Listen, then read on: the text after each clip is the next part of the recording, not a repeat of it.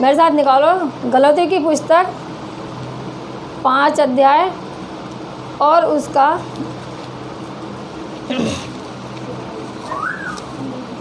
5 अध्याय का 22 पद पढ़ेंगे, 22 और 23। परंतु पवित्र आत्मा का फल प्रेम, आनंद, शांति, धीरज, दयालुता, भलाई, विश्वासता, नम्रता व संयम है। ऐसे ऐसे कामों के विरुद्ध कोई व्यवस्था नहीं है।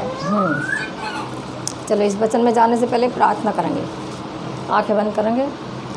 धन्यवाद हमारे सर्वशक्तिमान अनुग्रहकारी दयालु परमेश्वर, धन्यवाद करते हैं मेरे पिता इस सुंदर समय के लिए जो आपने दिया है मेरे प्रभु जी। हाँ मेरे पिता, हमें इस लायक नहीं कि हम आपके वचन से कुछ भी बोल सकें, लेकिन पिता आप हमें इस लायक बनाते हो मेरे पिता परमेश्वर। आपका धन्यवाद करते हैं, धन्यवाद करते हो मेरे पिता। एक बार फिर से प्रभु जी आपके सम्मुख आती हूँ और आपसे प्रार्थना करती हूँ, जो भी आपके वचन से सिखाती हूँ मेरे प्रभु, वो परमेश्वर आपका पवित्र आत्मा मेरी सहायता करे और मदद करे।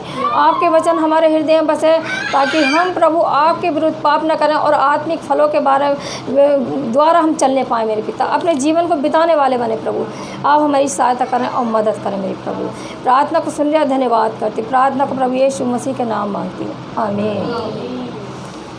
क्या क्या पढ़ा, क्या है? प्रेम, परंतु पवित्र आत्मा का फल प्रेम, आनंद, शांति, धीरज, दयालुता, भलाई, विश्वासता, नम्रता व संयम है। ऐसे ऐसे कामों के विरुद्ध कोई व्यवस्था नहीं है। यानी कि ऐसे ये जो परमेश्वर के ये हमारे आत्मिक जो परमेश्वर के फल हैं वो क्या है, उनके द्वारा उनके विषय में कोई भी व्यवस्था नहीं है। यानी कि जो लोग इन फलों के द्वारा अपने जीवन को बिताते हैं मसीह में आने के बाद, वो क्या हो जाते हैं, परमेश्वर के फल उनके अंदर आते हैं। क्या हम जांच सकते हैं कि हमारे अंदर किस तरीके के फल हैं? 8 फल क्या हमारे अंदर वो हैं? क्या हमारे अंदर वो नम्रता है, वो दीनता है, वो प्रेम है, वो शांति है, वो आनंद है जो प्रभु ने हमें दिया है कि प्रभु में सदा क्या रहो, आनंदित रहो। तो ये जो प्रभु का ये वाला फल है आनंद का, तो क्या हम आनंदित रहते हैं प्रभु में? कैसे हम आनंदित रहेंगे? पहले हम जानेंगे प्रेम के बारे में कि प्रेम क्या है। हम सब जानते हैं कि प्रेम क्या है। परमेश्वर ने हमसे कितना प्रेम किया है कि उसने अपने इकलौते पुत्र को भी हमें दे दिया ताकि जो कोई इसे विश्वास करे वो नाश ना हो, अनंत जीवन पाए। यानी परमेश्वर ने वो प्रेम हमें दिखाया है कि जब हम उसके प्रेम को जानें और उसमें चलें, उसमें बढ़ें, तो किस तरीके से हम बढ़ेंगे, किस तरीके से हमारे अंदर वो फल दिखाई देंगे। मेरे साथ परमेश्वर के वचन में जाएंगे, यूहन्ना 15 अध्याय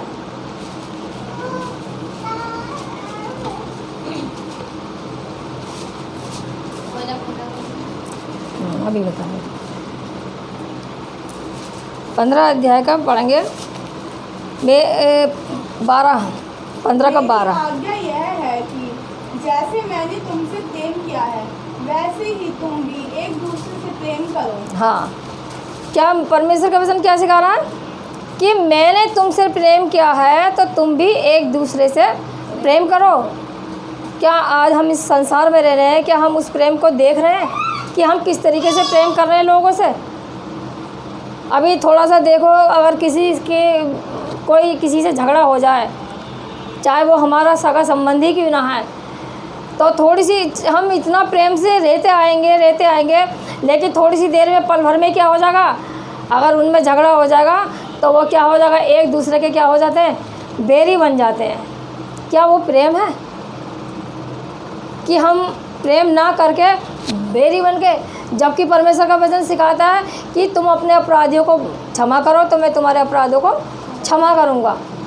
क्या हम क्षमा करने की वो हिम्मत हमारे अंदर है? क्या वो प्रेम है हमारे अंदर कि हम लोगों को क्षमा करें?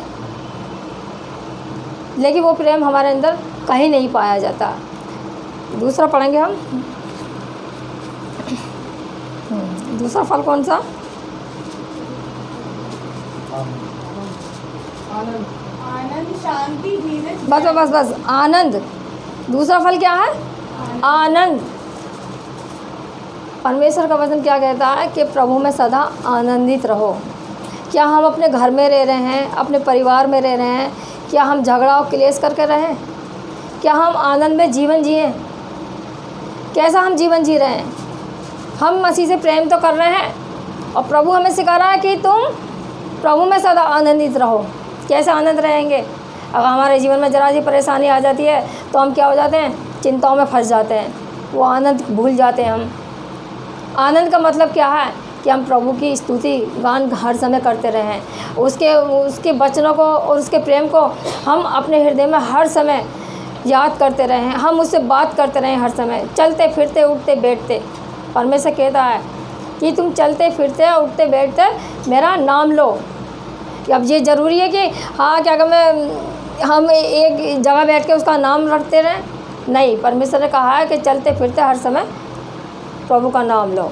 और जब प्रभु का वचन और प्रेम हमारे अंदर आएगा तो वो आनंद भी हमारे अंदर आएगा जो परमेश्वर हमें देना चाहता है। और हम क्या हैं? प्रभु के लोग हैं। तो हमें एक उदासीपन में या निराशाजनक जीवन में या अपने चेहरे पर उदासी लेकर हमें ऐसा जीवन नहीं जीना है। हम आनंद में जीवन जीना है ताकि लोग भी देखें कि परमेश्वर के लोग हैं। अगर हम मुँह लटकाएंगे तो कोई क्या कहेगा? अरे देखो, ये तो परमेश्वर के लोग हैं फिर भी ऐसा मुँह लटका रहे हैं। क्यों लटकाएं हम मुँह? क्योंकि परमेश्वर ने हमें वो आनंद में जीवन दिया है। दूसरा पढ़ेंगे, शांति। शांति, बहुत से लोगों के जीवन में क्या है? शांति नहीं है। और वो कौन लोग हैं? वो सांसारिक लोग हैं जो संसार में अपने जीवन को तो जी रहे हैं, धन भी कमा रहे हैं, धन बटोर भी रहे हैं और इतनी मेहनत भी कर रहे हैं, और लेकिन फिर भी वो उनके जीवन में शांति नहीं है। वो इतना दान पुण्य भी कर रहे हैं फिर भी उनके अंदर कोई शांति नहीं है। क्यों नहीं है शांति? क्योंकि या तो उन्होंने प्रभु को नहीं जाना है, अगर जान लिया है तो वो प्रभु के पीछे नहीं चल रहे हैं। प्रभु के पीछे चलने का मतलब क्या है? कि हम पूरे मन से और पूरे हृदय से और पूरी बुद्धि से उससे हम प्रेम करें और हम उसके साथ चलें, तभी तो वो शांति हमें मिलेगी। कभी कभी मैं कई लोगों से बात करती हूँ, क्या तुमने वचन पढ़ा परमेश्वर का? कि हाँ पढ़ा है, और वचन के पढ़ने के बाद मुझे बहुत शांति मिलती है, या प्रार्थना करने के बाद मुझे बहुत शांति मिलती है। क्यों? क्योंकि वो परमेश्वर हमारे साथ हर समय रहता है। हमें कोई इनविटेशन देने की ज़रूरत नहीं होती है कि जैसा कुछ लोग हैं किसी को बुलाएंगे, हाँ भाई तसल्ली देने के लिए बहुत से लोग आ जाते हैं, वो थोड़ी सी तसल्ली देंगे। लेकिन प्रभु कहता है मैं तुम्हें वो शांति दिए जाता हूँ जो संसार तुम्हें नहीं देता। क्या संसार वो हमें वो शांति दे सकता है? नहीं दे सकता। लेकिन वो प्रभु यीशु वो हमें शांति दे सकता है। लेकिन कब देगा? जब हम उससे लिपटे रहेंगे, जब हम उसकी संगति का जीवन जिएंगे, जब हम उससे प्रेम करेंगे और उसके विश्वास में और उसके वचनों के अनुसार हम अपने जीवन को बिताएंगे। वो जीवन हमारा क्या है? शांति में जीवन है। लोग बहुत से चिंता करते हैं, अरे हमें अपनी बेटी की शादी करनी है, हमें ये करना है, हमें वो करना है, हमें उसकी चिंता है। परमेश्वर कहता है कि तुम चिंता करके एक भी घड़ी अपने जीवन की नहीं बढ़ा सकते। क्या हम चिंता करके अपने जीवन की एक घड़ी भी, एक मिनट भी बढ़ा सकते हैं? नहीं बढ़ा सकते। क्यों? क्योंकि हम चिंता में फंसे हुए हैं। कुछ लोग कहते हैं चिंता क्या होती है? चिता समान होती है। यानी हम चिंता करेंगे तो क्या है? चिता समान, यानी कि चिता समान है वो चिंता। तो परमेश्वर चाहता है कि हम वो चिंता ना करें और हम क्या है? शांति में जीवन जिए। और चौथा फल कौन सा? धीरज। हमें क्या है? धीरज रखना है। किस चीज़ में धीरज रखना है? बहुत से लोग क्या हैं? बड़े उतावली में काम कर देते हैं। उतावली में काम करना क्या है? जल्दबाजी में काम करना। कहते हैं कि जो जल्दबाजी में काम करता है वो क्या होता है? वो शैतान का काम होता है। शैतान क्या करता है? हड़बड़ी डाल देता है। अरे ये काम जल्दी से करो, अरे ये काम जल्दी से करो। अरे जल्दी क्यों करें? आराम से करो। मैंने बहुत से लोगों को देखा, बहुत से तो ऐसे भी लोगों को देखा है कि कहीं जाएंगे, तैयार हो गए शादी में या ब्याह में या कहीं मतलब मार्केट में, कहीं भी परिवार साथ में चलेगा, बड़ी आफत में जाएंगे, अरे जल्दी करो जल्दी करो। अरे जल्दी क्यों करें भाई? जहाँ जाना है ठीक है टाइम से पहुँचो। अब ये भी ज़रूरी नहीं कि 1-2 घंटे जाके पहले ही बैठ जाओ, ठीक है 15 मिनट पहले बैठ जाओ तब भी तुम्हारा चलेगा। हमें क्या है? ये सारी चीज़ें दिखाने के लिए नहीं करनी चाहिए। बल्कि धैर्य रख के, धीरज रख के हमें ये सब कुछ करना है। हमें उतावली में कुछ नहीं करना है। एक नेवले की कहानी सुनी होगी, सबने सुनी है कि एक सपेरा था और उसके घर में क्या था, एक नेवला भी था। वो औरत जो थी वहाँ पर, सपेरन की पत्नी, वो अपने बेटे को छोड़ के कहाँ चली गई, बाहर चली गई कोई काम के लिए, और उसका बेटा सो रहा था पालने में, और सांप आया पिटारी में से निकल के और उसके बच्चे को उसने डस लिया। और नेवला ने क्या करा, नेवले ने सांप को मार डाला। और जब उसकी पत्नी ने आके देखा सपेरी की ने कि मेरा बेटा मरा हुआ पड़ा है, इसके मुंह में खून लग रहा है नेवले के, इसने ही मेरे बेटे को खा लिया। जब उसने देखा उसका बेटा खेल रहा है, तब उसे अफसोस हुआ कि मैंने ये बिना सोचे साचे ऐसा कैसे कर दिया। तो हमें कोई भी काम जल्दबाजी में नहीं रखना है, हमें वो धीरज से काम करना है। और परमेश्वर का वचन भी कहता है धीरज से परमेश्वर की बाट जोते रहो कि वो आने वाला है।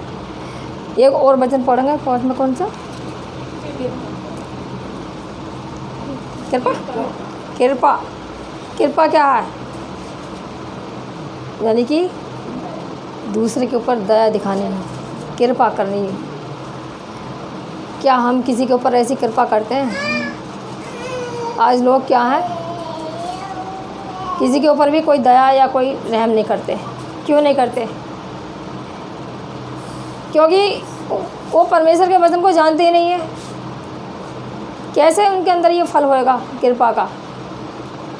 हमें परमेश्वर ने हमारे ऊपर भी तो कृपा करी है, हमारे पापा को उसने क्षमा करा है, और हमें अपने स्वर्गीय स्थानों में बैठने का वो अधिकार दिया है। क्या हम किसी पे वो कृपा करते हैं? हमें कृपा करनी चाहिए। और एक और है, कौन सा, भलाई। कितने लोग हैं कि भलाई कर रहे हैं? परमेश्वर का वचन कहता है कि बुराई को छोड़ और भलाई कर। क्या बहुत से लोग हैं कि बुराई को छोड़ के भलाई करते हैं, लेकिन जो प्रभु के लोग हैं क्या उनके अंदर वो भलाई दिखाई देती हैं कि भलाई करें? वो भलाई क्या है? भलाई का मतलब है कि हम जो हमारा बैरी है हम उससे भी प्रेम रखें, उसके साथ भी भलाई करें। क्योंकि प्रभु का वचन कहता है कि तेरा बैरी भूखा हो तो उसे खाना खिला, और प्यासा हो तो उसे पानी पिला। क्या हम कैसे करते हैं? आज लोग दिखाई कैसे दे रहे हैं, अरे उसने मेरे साथ ऐसा कर दिया है, मैं भी उसके साथ वैसा ही करूँगा। क्या हम ऐसा हमारे लिए अच्छा है? खासकर उन प्रभु के लोगों के लिए। तो हमें अपने बैरियों से भी प्रेम करना है और हमें भलाई करनी है उनके साथ में। अगर कोई दुखी आपको दिखाई देता है कि कोई दुखी है, परेशान है, तो हम अगर हमारे अंदर वो शक्ति है, वो सामर्थ्य है, तो हम उसके साथ क्या करें? भलाई दिखाएं, उसकी हेल्प करें, उसकी मदद करें। अगर हमारा पड़ोसी को हमारी ज़रूरत है किसी हेल्प की, तो हम उसकी मदद करें, उसकी सहायता करें। तभी तो परमेश्वर के हम लोग ठहरेंगे। और एक वचन और है, विश्वास। विश्वास क्या है? अनदेखी वस्तुओं का प्रमाण है। यानी कि जो हमने नहीं देखा और वो है। क्या यीशु मसीह को किसी ने देखा है? लेकिन हम उसको क्या करते हैं? महसूस करते हैं, वो हमारे अंदर होकर कार्य करता है। तो ये क्या है? ये प्रमाण है कि यीशु मसीह क्या है? जीवित है, और वो मुर्दों में से जी उठा। हमें क्या है? विश्वास करना है। किसी को वचन समझा रहे हैं कि भाई प्रभु जिंदा खुदा है, जिंदा प्रभु है, और उनने हमारे लिए अपने आप को बलिदान कर दिया, और हमारे लिए उसने कोड़े खाए जिससे हम चंगे हो गए। और उसने हमें क्या है? उस पर विश्वास करना इस बात के लिए कि हाँ, वो हमारा उद्धार करने वाला परमेश्वर है, वो हमारा उद्धार करने वाला प्रभु यीशु है, जिसने हमारे लिए अपने आप को बलिदान करते और हमारे लिए तीसरे दिन मुर्दों में से जी उठा। ये हमें विश्वास रखना है। क्या हम सब ऐसा विश्वास कर पा रहे हैं? क्या वो लोग कर पा रहे हैं जिनको वचन सुनाया जा रहा है?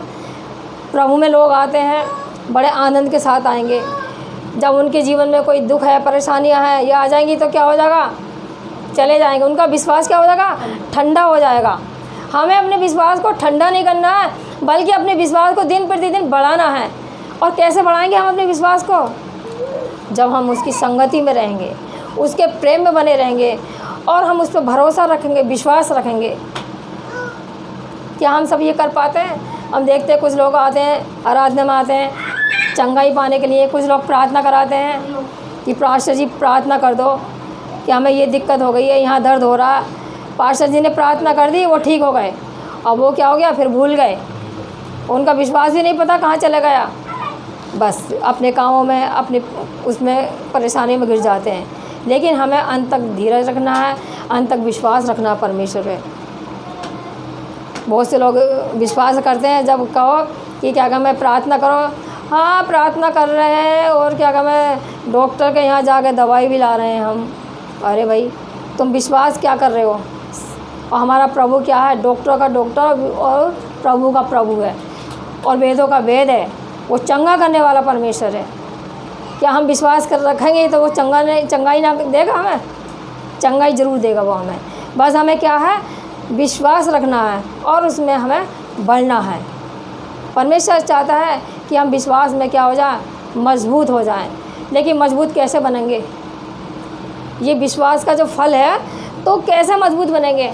मान लिया जाए आप फल लाए हो बाज़ार से ख़रीद के और आपने क्या हुआ, उन फलों को कैसे तरोताज़ा रखोगे? आप सेब ले आए ख़रीद के, फल ले आए, आपने उसको एक टिफ़िन में बंद कर दो और 2-3 दिन बाद उसको खोलो, क्या दिखाई देगा उसमें? ख़राब हो जाएगा, सड़ जाएगा। और उसके साथ एक अच्छा फल तुम्हारे सामने रख दो, कौन सा पसंद करोगे खाना? अच्छा खाओगे ना? क्या उस सड़े वाले फल को पसंद करोगे? तो हमारा विश्वासी जीवन भी ऐसा ही है। वो सड़ाहट वाला जीवन नहीं चाहता परमेश्वर, वो तरोताज़ा वाला जीवन चाहता है। जैसे फ्रेश फल लोग चाहते खाना, वैसे ही वो चाहता है कि हम विश्वास में हमेशा तरोताज़ा रहें और विश्वास में हमेशा बढ़ते जाएं। चाहे हमारे ऊपर कितनी भी दिक्कत आ जाए, परेशानी आ जाए, मुसीबतें आ जाएं, लेकिन हमें क्या है, डरना नहीं है। हमें हमेशा विश्वास में बढ़ना है, सिर्फ विश्वास में बढ़ना है। और कितने लोगों ने प्रभु पे विश्वास किया है। जब हम वचन में पढ़ते हैं कि उसने इतने विश्वास के द्वारा उन्हें एक स्त्री को चंगाई दी जो 12 बरस से लहू बहने की उसको बीमारी थी। उसने क्या करा, सिर्फ प्रभु पे विश्वास किया कि मैं इसके वस्त्र को छू लूँगी तो क्या हो जाऊँगी, चंगी हो जाऊँगी। और उसने अपनी जमा पूंजी, अपनी सारी कमाई अपनी उस बीमारी में लगा दी। क्या वो ठीक हो पाई? वो तो वेदों के पास, डॉक्टरों के पास जा रही, पैसा खर्च कर रही, लेकिन वो ठीक नहीं हो पाई। लेकिन ठीक वो कैसे हुई? सिर्फ विश्वास से। उनने विश्वास रख लिया कि मैं इसके वस्त्र को छू लूँगी तो क्या हो जाऊँगी, चंगी हो जाऊँगी। ऐसे हम विश्वास के ऊपर एक लकवे के रोगी को देखते हैं। जब 4 लोग उसकी खाट को उठा कर लेकर जाते हैं तो जब देखते हैं कि यीशु मसीह वहाँ पर है और मैं जाऊँगा तो मुझे चंगाई मिलेगी, और वो क्या करते हैं कि जब देखते हैं पूरा घर भरा हुआ है तो वो क्या करते हैं, छत को खोल देते हैं और वो चारपाई को नीचे डाल देते हैं। और वो जब लकवे के रोगी को देखता है तो उसे कहता है, हे जवान उठ खड़ा हो, क्योंकि तेरे विश्वास ने तुझे क्या कर दिया, चंगा कर दिया। तो हमारा विश्वास ऐसा दृढ़ और मजबूत होना चाहिए। ये तो हो गए हमारे। और कौन और है? नम्रता। नम्रता क्या है? संयम।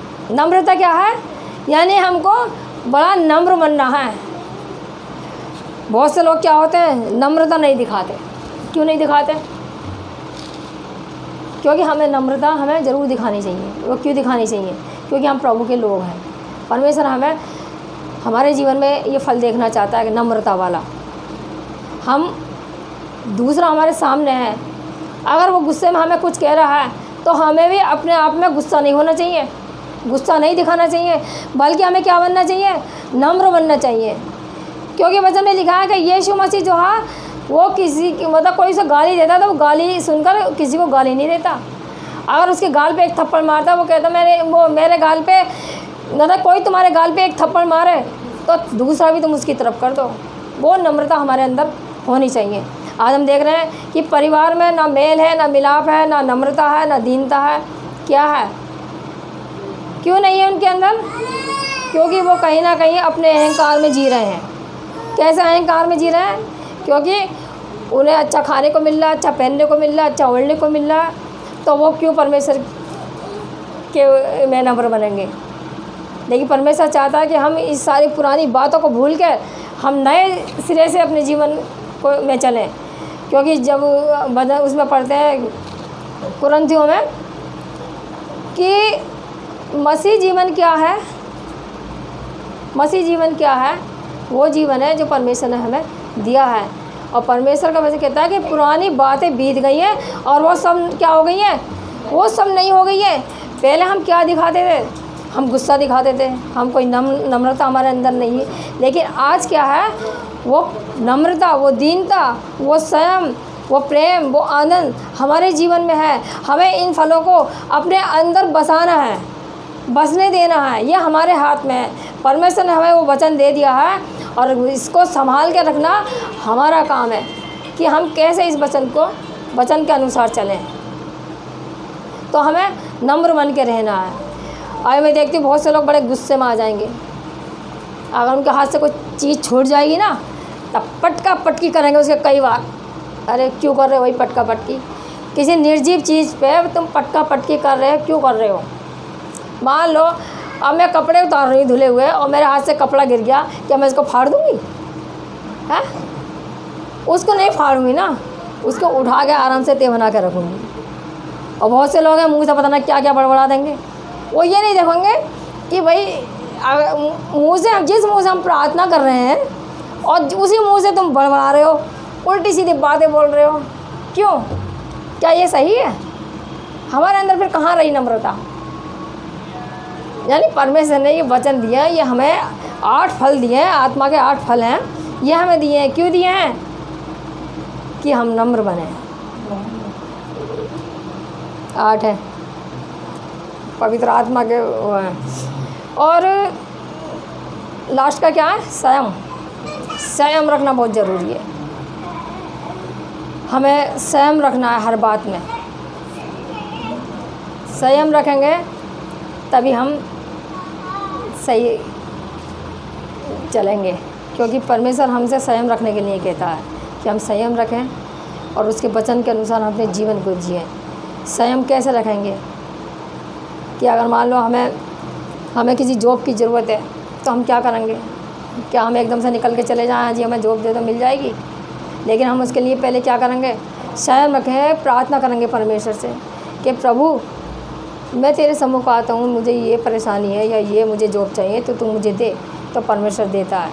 बहुत से लोग क्या है, संयम नहीं रख पाते, उतावली में पता नहीं क्या क्या काम कर देते हैं। लेकिन हमें उतावली में कुछ नहीं करना, बल्कि संयम रखना। ये हमारे जीवन के क्या हो गए? आत्मा के फल हैं। तो हमारे अंदर क्या होना चाहिए?